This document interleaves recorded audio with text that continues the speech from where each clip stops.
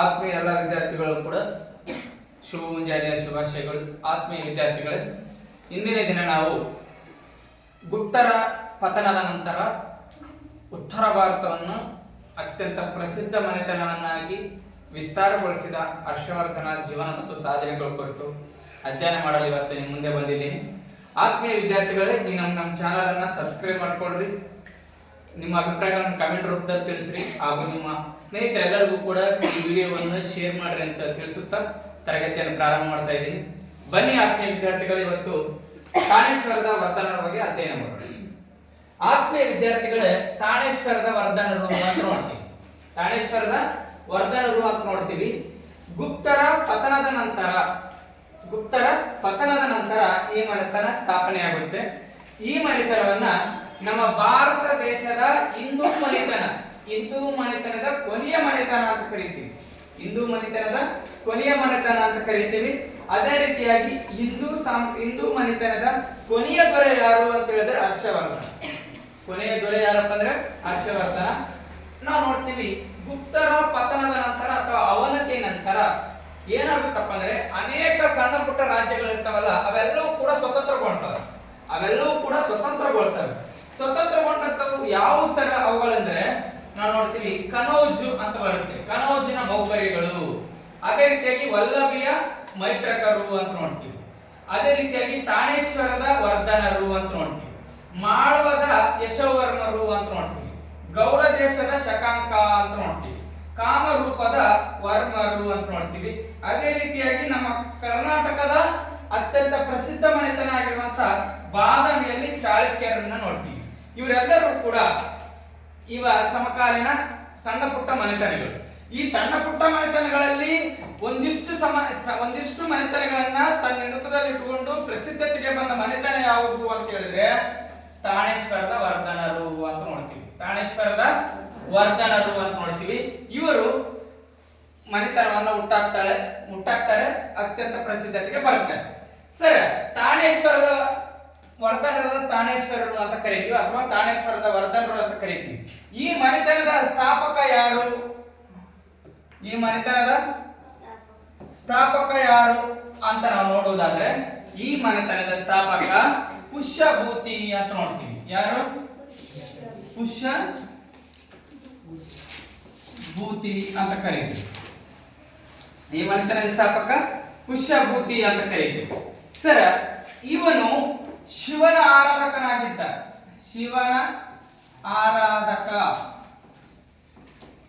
ಅಂದ್ರೆ ಇವನು ಶೈವ ಸಂತತಿಗೆ ಸಂಬಂಧಪಟ್ಟವ.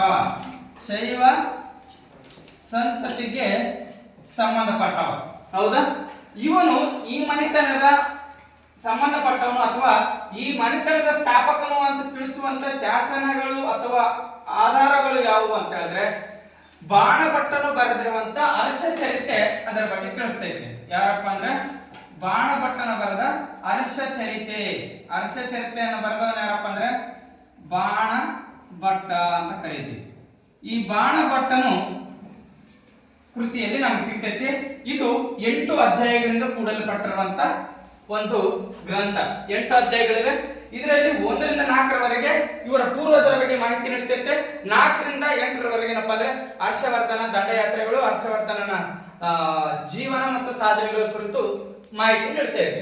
ಇನ್ನೊಂದು ಏನ್ ಸರ್, ಇವರ ಸಂತತಿ ಬಗ್ಗೆ ಅಥವಾ ಇವರ ಬಗ್ಗೆ ಮಾಹಿತಿ ನೀಡುವಂತದ್ದು ಅಂತ ನಾವು ಕೇಳೋದಾದ್ರೆ ಉಯನ್ಸ್ತಾಂಗ್ ಅಂತ ಬರ್ತಾನೆ. ಉಯನ್ಸ್ತಾಂಗ್ ಅಂತ. ಈ ಉಯನ್ಸ್ತಾಂಗ್ ಯಾರು ಸರ್ ಅಂತ ಹೇಳಿದ್ರೆ, ಯಾರು ಅಂತ ಹೇಳಿದ್ರೆ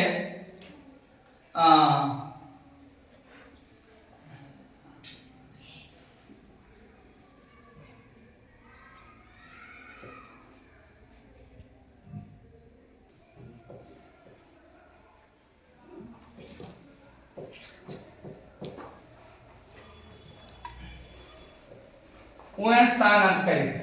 ಈ ಉಯನ್ಸ್ತಾಂಗನು ಯಾರಪ್ಪ ಅಂದ್ರೆ ಚೀನಾ ಯಾತ್ರಿಕ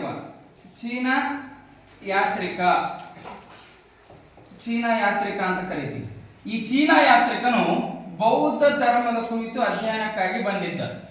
ಯಾರ್ಯಾರು ಅಂತಾರಪ್ಪ ಅಂದ್ರೆ 1ನೇ ಪಲ್ಲವರ ದೊರೆಯಾಗಿರುವ 1ನೇ ನರಸಿಂಹವರ್ಮ, ಉಯಸ್ತಾಂಗನು ಮತ್ತೆ ಯಾರು ಮನೆತನಕ್ಕೆ ಅಂದ್ರೆ ಬಾದಾಮಿ ಚಾಳುಕ್ಯರ ಮನೆತನದ ಇಮ್ಮಡಿ ಪುಲಿಕೇಶಿ ಆಸ್ಥಾನಕ್ಕೆ ಮತ್ತೆ ಯಾರ ಮನೆತನಕ್ಕೆ ಬಂದಿತ್ತಪ್ಪ ಅಂದ್ರೆ ಹರ್ಷವರ್ಧನನ ಮನೆತನಕ್ಕೆ ಬಂದಿದ್ದ.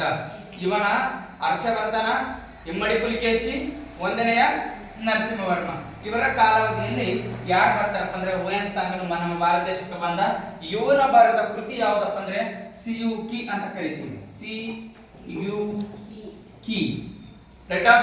ಇದು ಇವರ ಕುರಿತು ಮಾಹಿತಿ ನೀಡುವಂತದ್ದು ಅಂತ ನಾವು ನೋಡ್ತೀವಿ. ಹೌದಾ. ಇವನು ಪುಷ್ಯಬುದ್ಧಿ ಈ ಮನೆತನ ಸ್ಥಾಪಕ. ಇವನೇನಪ್ಪ ಅಂದ್ರೆ ನಾವು ನೋಡ್ತೀವಿ ನೆಕ್ಸ್ಟ್ ಇವನ ಸಂತತಿ ಯಾವ್ದಪ್ಪ ಅಂದ್ರೆ ನರವರ್ಧನ, ಆದಿತ್ಯವರ್ಧನ,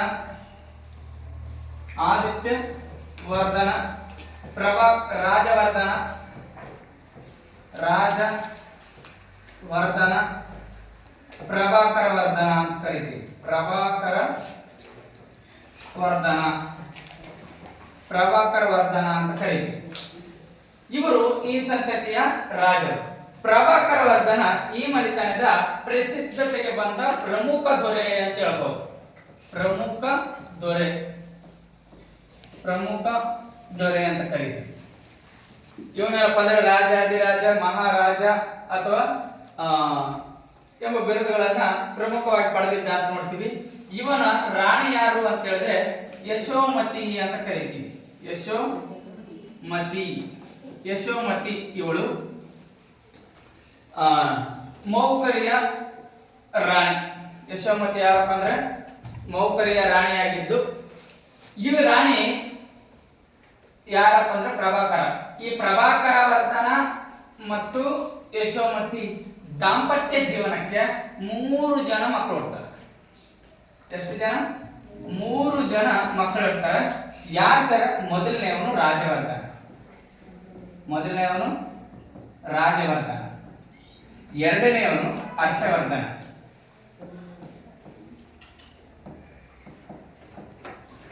ಮೂರನೇವರು ರಾಜಶ್ರೀ ಅಂತ ನೋಡ್ತೀವಿ.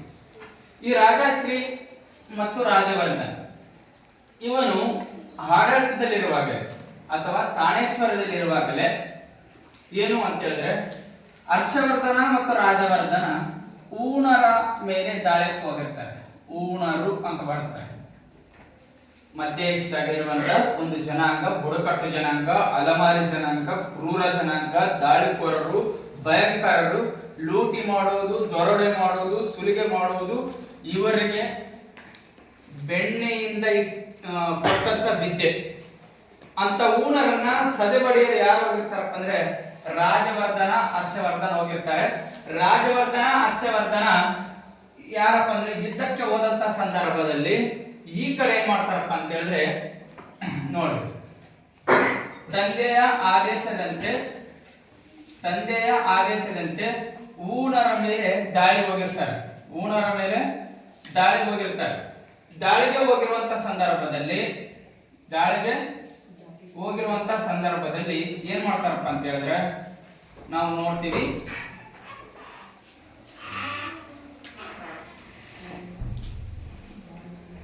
ದಾಳಿ ಹೋಗಿರುವಂತ ಸಂದರ್ಭದಲ್ಲಿ ನೋಡಿ, ಈ ರಾಜವರ್ಧನ ಅಂತ ಐತಿ, ರಾಜಶ್ರೀ ಅಂತ ಐತಿ. ಹೌದಾ.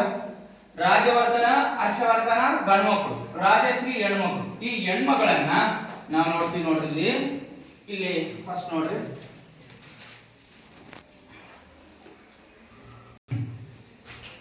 ಕನೌಜಿನ ಮೌಖರಿಗಳಂತಿದ್ದಾರೆ. ಕನೌಜಿನ ಮೌಖರಿಗಳನ್ನ ಅಲ್ಲೇನು ಮೌಖರಿಗಳಿದಾರಲ್ಲ, ಈ ಮೌಖರಿಗಳು ಯಾರಪ್ಪ ಅಂದ್ರೆ ಗೃಹವರ್ಮ ಅಂತ ಬರ್ತಾರೆ. ಯಾರು? ಗೃಹವರ್ಮ. ಈ ಗೃಹವರ್ಮನಿಗೆ ಕೊಟ್ಟು ವಿವಾಹ ಮಾಡಲಾಗಿತ್ತು. ಯಾರಿಗೆ?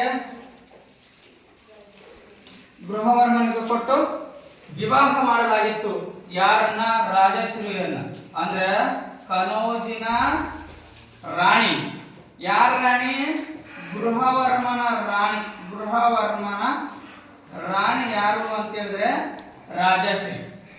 ರಾಜಶ್ರೀ ಗೃಹವರ್ಮನ ಮಾಡ್ಕೊಂಡು. ಗೃಹವರ್ಮ ಯಾರು ಅಂತ ಹೇಳಿದ್ರೆ ಪ್ರಭಾಕರ ವರ್ಧನ ಮತ್ತು ಯಶೋವರ್ಮನ ಅಳಿಯ.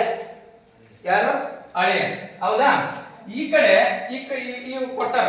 ಇಲ್ಲಿ ನೋಡ್ರಿ, ಮತ್ತೊಂದು ನೆನಪಿನಾಗ ಇಟ್ಕೊಳ್ರಿ. ಮತ್ತೊಂದು ನೆನಪಿಗೆ ಇಟ್ಕೊಂಡ್ರೆ ನಾನು ಹೇಳ್ತೀನಿ. ಅದು ಯಾರು ಅಂತ ಹೇಳಿದ್ರೆ ಮಾಳ್ವ ಅಂತ ಐತಲ್ಲ, ಮಾಳ್ವ ಅಂತ ಐತೆ ನೋಡ್ರಿ. ಮಾಳ್ವನ್ ಯಾರು ಆಳ್ವಿಕೆ ಮಾಡ್ತಿದ್ರಪ್ಪ ಅಂದ್ರೆ ದೇವಗುಪ್ತ. ಯಾರು? ದೇವಗುಪ್ತ. ಇಲ್ಲಿ ಗೌಡ ಅಂತ ಐತಲ್ಲ, ಶಕಾಂಕ, ಗೌಡ ದೇಶ ಶಕಾಂಕ ಆಳ್ವಿಕೆ ಮಾಡ್ತಿದ್ದ. ಮಾಳ್ವದಲ್ಲಿ ಯಾರಪ್ಪ ಅಂದ್ರೆ ದೇವಗುಪ್ತ. ದೇವಗುಪ್ತ ಮಾಳ್ವದಲ್ಲಿ ಆಳ್ವಿಕೆ ಮಾಡುತ್ತಿರುವಂತಹ ಸಂದರ್ಭದಲ್ಲಿ ಏನ್ ಮಾಡಿದ್ರು ಅಂತ ಹೇಳಿದ್ರೆ ರಾಜಶ್ರೀಯನ್ನ ಮದುವೆ ಮಾಡ್ರಿ. ಯಾರಿಗೆ? ಕನೌಜಿನ ಗೃಹವರ್ಮನಿಗೆ. ಮಾಳ್ವದಲ್ಲಿ ಯಾರು ಮಾಡಕತ್ತಾರ ಆಳ್ವಿಕೆ? ಗೃಹವರ್ಮ. ಯಾರು ಮಾಡಕತ್ತಾರ? ದೇವಗುಪ್ತ ಮಾಡಕತ್ತಾರ. ಗೌಡ ದೇಶದಾಗ ಯಾರು ಆಳ್ವಿಕೆ ಮಾಡಕತ್ತಾರ? ಶಕಾಂಕ ಆಳ್ವಿಕೆ ಮಾಡಕತ್ತಾರ. ರೈಟ್. ಇವರಿಬ್ಬರು ಊಣರ ಮೇಲೆ ದಾಳಿ ಹೋಗಿರುವಂತಹ ಸಂದರ್ಭದಲ್ಲಿ, ರಾಜವರ್ಧನ ಮತ್ತು ಹರ್ಷವರ್ಧನ ಹೋಗಿರುವಂತಹ ಸಂದರ್ಭದಲ್ಲಿ ಈ ಏನಿದ್ನಲ್ಲ ಮಾಳ್ವದ ದೇವಗುಪ್ತ ಅಂತ, ಮಾಳ್ವದ ದೇವಗುಪ್ತ ಏನು ಕನೌಜಿನ ಗೃಹವರ್ಮ ಇದ್ದಾನಲ್ಲ, ಕನೌಜಿನ ಮೇಲೆ ದಾಳಿ ಮಾಡ್ತಾರೆ. ಯಾರು ಮಾಡಿದ್ರು? ದೇವಗುಪ್ತ. ಕನೌಜಿನಲ್ಲಿ ಯಾರಿದ್ರು? ಗೃಹವರ್ಮ ಇದ್ದ. ಗೃಹವರ್ಮ ಇವನು ಮಾಳದಿಂದ ದೇವಗುಪ್ತ ಬಂದಾನ. ದೇವಗುಪ್ತ ಇವನ ಮೇಲೆ ದಾಳಿ ಮಾಡ್ಯಾನ. ಇದು ಯಾವ ದಂಡಯಾತ್ರಪ್ಪ ಅಂದ್ರೆ ಕನೌಜಿನ ದಂಡಯಾತ್ರೆ. ಯಾರು ಮಾಡ್ಯಾರಪ್ಪ ಅಂದ್ರೆ ದೇವಗುಪ್ತ ಮಾಡ್ಯಾರ. ದೇವಗುಪ್ತ ಮಾಡಿರುವಂತ ಸಂದರ್ಭದಲ್ಲಿ ಗೃಹವರ್ಮನನ್ನ ದಾಳಿ ಮಾಡಿ ಇವನನ್ನು ಕೊಂದು ಕನೌಜನ್ನ ಕನೌಜಿನನ್ನ ವಶಪಡಿಸಿಕೊಂಡು ಈ ರಾಜಶ್ರೀಯನ್ನ ಅಪಹರಿಸಿ ಬಂಧಿಸ್ತಾನೆ. ಯಾರು?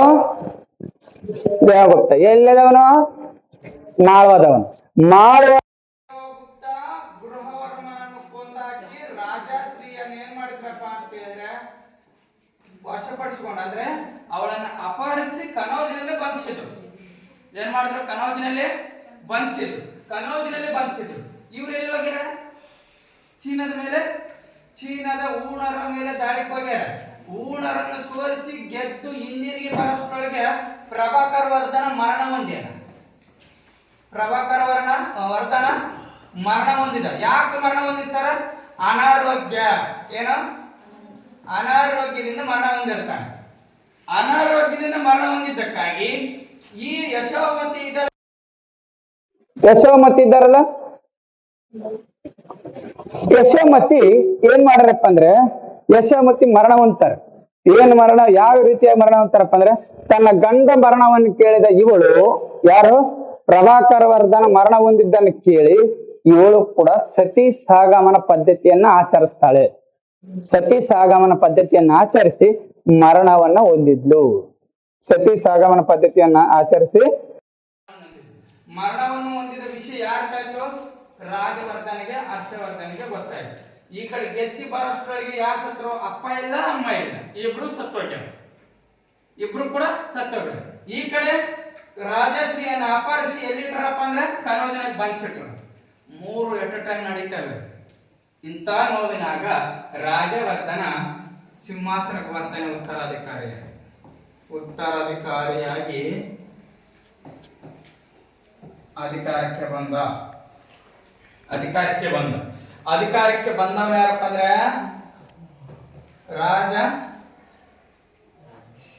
ರಾಜವರ್ಧನ. ಯಾರು? ರಾಜವರ್ಧನ ಅಂತ ನೋಡ್ತೀವಿ. ರಾಜವರ್ಧನ ಸಿಂಹಾಸನಕ್ಕೆ ಬಂದ. ರಾಜವರ್ಧನ ಸಿಂಹಾಸನಕ್ಕೆ ಬಂದ ಮೇಲೆ ಮೊಟ್ಟ ಮೊದಲು ಇವನು ಏನ್ ಮಾಡ್ತಾನಪ್ಪ ಅಂತ ಹೇಳಿದ್ರೆ, ಮೊಟ್ಟ ಮೊದಲನೇದಾಗಿ ಮಾಳ್ವದ ದೇವಗುಪ್ತನ ಮೇಲೆ ದಾಳಿ ಮಾಡ್ತಾನೆ. ಮಾಳ್ವದ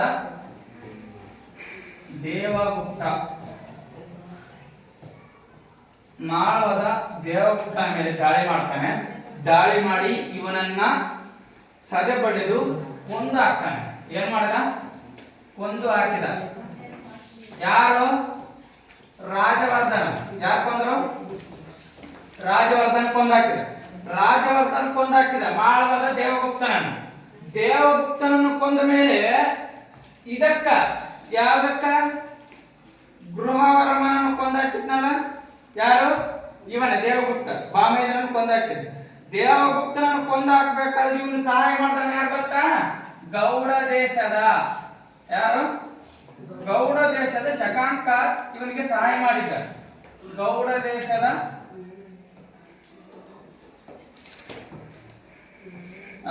ಶಕಾಂಕ ಅಂತ ಕರೀತೀವಿ. ಈ ಶಕಾಂಕ ಇವನಿಗೆ ಸಹಾಯ ಮಾಡಿದ್ದ. ಇವನ ಸಹಾಯ ಮಾಡೋಣ ಅಂತ ಹೇಳಿ ರಾಜವರ್ಧನ ಶಕಾಂಕನ ಮೇಲೆ ದಾಳಿಗೆ ಹೋಗ್ತಾನೆ.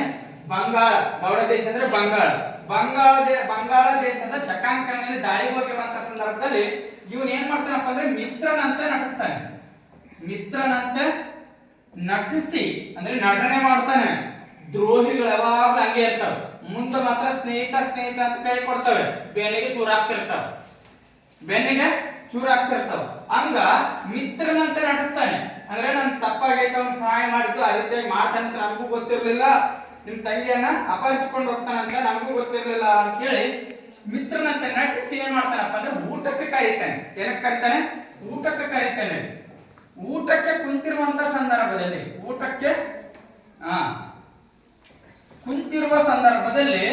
ಏನ್ ಮಾಡ್ತಾನಪ್ಪ ಅಂದ್ರೆ ಕೊಂದಾಕ್ಬಿಡ್ತಾನೆ. ನಿರಾಯುಧನಾಗಿರ್ತಾನೆ. ಊಟಕ್ಕೆ ಕತ್ತಿಡ್ಕೊಂಡು ಊಟ ಮಾಡ್ತಾನೆ ಮಾಡಂಗೆ, ಹೌದಲ್ಲ? ಊಟಕ್ಕೆ ಕುಂತಾಗ ನಿರಾಯುಧವಾಗಿ ಎಲ್ಲರೂ ಪಕ್ಕಕ್ಕಿಟ್ಟು ಆರಾಮಾಗಿ ಊಟ ಮಾಡೋರು, ಹೌದಲ್ಲ? ಆ ನಿರಾಯುಧನಾಗಿರುವಂತ ಸಂದರ್ಭದಲ್ಲಿ ಮಿತ್ರನಂತ ನಟಿಸಿರುವಂತ ಶಕಾಂಕ ಯಾರನ್ನು ಕೊಂದಾಕಿದ? ರಾಜವರ್ಧನನ್ನು ಕೂಡ ಕೊಂದಾಕಿದ. ರಾಜವರ್ಧನನನ್ನು ಕೂಡ ಕೊಂದು ಹಾಕಿದ. ಯಾರು? ಶಕಾಂಕ. ಗೌಡ ದೇಶದ ಶಕಾಂಕ ಕೂಡ ರಾಜವರ್ಧನನನ್ನು ಕೊಂದಾಕಿದ. ಇವನು ಕೂಡ ಮರಣ ಹೊಂದಿದ. ಇಂತಹ ಸಂದಿಗ್ಧ ಪರಿಸ್ಥಿತಿಯಲ್ಲಿ ಮುಳ್ಳಿನ ಹಾಸಿಗೆ ಇರುವಂತಹ ಸಂದರ್ಭದಲ್ಲಿ ದಿಕ್ಕು ತೋಚದ ಕತ್ತಲೆಯ ಸಮಯದಲ್ಲಿ ಆಗಮಿಸಿದವನು ಯಾರು ಅಂತ ಹೇಳಿದ್ರೆ ಹರ್ಷವರ್ಧನ ಅಂತ ಕರಿತೀವಿ. ಯಾರವನು? ಹರ್ಷವರ್ಧನ ಅಂತ ಕರಿತೀವಿ. ಈ ಹರ್ಷವರ್ಧನ ಕುರಿತು ಮುಂದಿನ ತರಗತಿಯಲ್ಲಿ ಅಧ್ಯಯನ ಮಾಡೋಣ ಅಂತ ಹೇಳ್ತಾ ಇಲ್ಲಿಗೆ ನಾನು ತರಗತಿಯನ್ನು ಮುಗಿಸ್ತಾ ಇದ್ದೀನಿ. ಆತ್ಮೀಯ ವಿದ್ಯಾರ್ಥಿಗಳೇ, ತರಗತಿಯನ್ನು ವೀಕ್ಷಿಸಕ್ಕಾಗಿ ತಮ್ಮೆಲ್ಲರಿಗೂ ಕೂಡ ನಾನು ಧನ್ಯವಾದಗಳು. ಪೂರ್ತಿಯಾಗಿ ನೋಡ್ರಿ, ಕಮೆಂಟ್ ಮಾಡ್ರಿ, ನಿಮ್ಮ ಅಭಿಪ್ರಾಯವನ್ನ ಕಮೆಂಟ್ ಬಾಕ್ಸ್ ಅಲ್ಲಿ ಹಾಕ್ರಿ ಅಂತ ಹೇಳ್ತಾ, ಹಾಗೂ ನಿಮ್ಮ ಸ್ನೇಹಿತರಿಗೆ ಈ ವಿಡಿಯೋಗಳನ್ನು ಶೇರ್ ಮಾಡ್ರಿ, ಹಾಗೂ ತರಗತಿಯ ಕುರಿತು ಇತರರಿಗೆ ತಿಳಿಸಿ ಸಬ್ಸ್ಕ್ರೈಬ್ ಮಾಡ್ಕೊಳ್ರಿ ಅಂತ ಹೇಳ್ತಾ ನನ್ನ ಮಾತುಗಳನ್ನು ಮುಗಿಸ್ತೇನೆ. Thank you so much.